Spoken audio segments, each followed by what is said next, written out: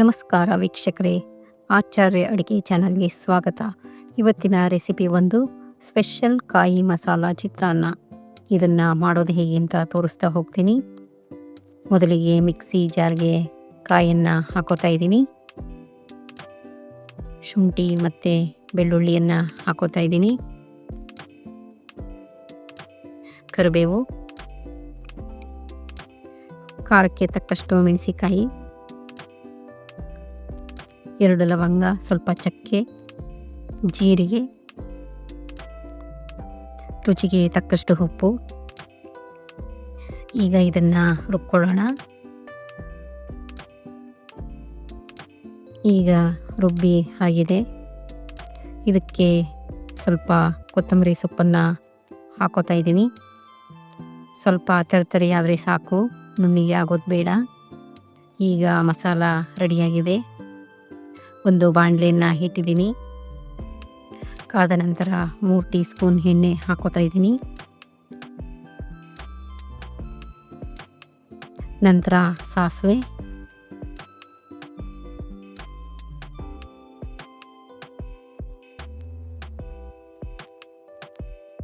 ಕಡಲೆ ಬೀಜವನ್ನು ಹಾಕೋತಾ ಇದ್ದೀನಿ.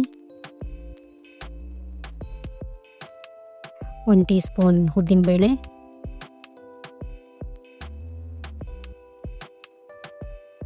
1 ಟೀ ಸ್ಪೂನ್ ಕಡಲೆಬೇಳೆ ಹಾಕೋತಾ ಇದ್ದೀನಿ.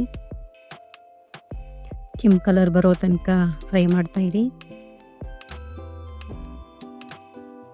ಈಗ ಮೆಣಸೆ ಹಣ್ಣನ್ನು ಹಾಕೋತಾ ಇದ್ದೀನಿ.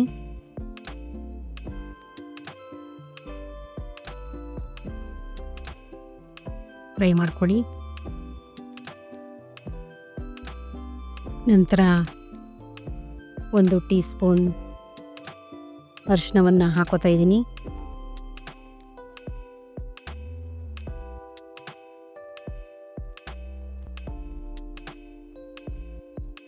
ಈಗ ನಾನು ಕರಿಬೇವನ್ನು ಹಾಕೋತಾ ಇದ್ದೀನಿ.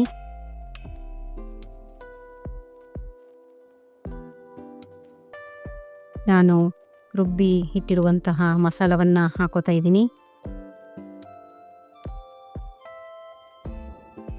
ಚೆನ್ನಾಗಿ ಫ್ರೈ ಮಾಡಿ. ಎಣ್ಣೆ ಬಿಡೋ ತನಕ ಫ್ರೈ ಮಾಡ್ತಾನೆ ಇರಿ. ಫ್ರೈ ಆಗ್ತಾ ಇದೆ. ಈಗ ಒಂದು ನಿಂಬೆ ಹಣ್ಣಿನ ರಸವನ್ನು ಹಾಕೋತಾ ಇದ್ದೀನಿ. ಮತ್ತೊಮ್ಮೆ ಎಲ್ಲವನ್ನು ಫ್ರೈ ಮಾಡಿ. ಈಗ ಸ್ಪೆಷಲ್ ಕಾಯಿ ಮಸಾಲ ರೆಡಿಯಾಗಿದೆ. ನೋಡೋದಕ್ಕೆ ತುಂಬ ಚೆನ್ನಾಗಿ ಕಾಣ್ತಾ ಇದೆ.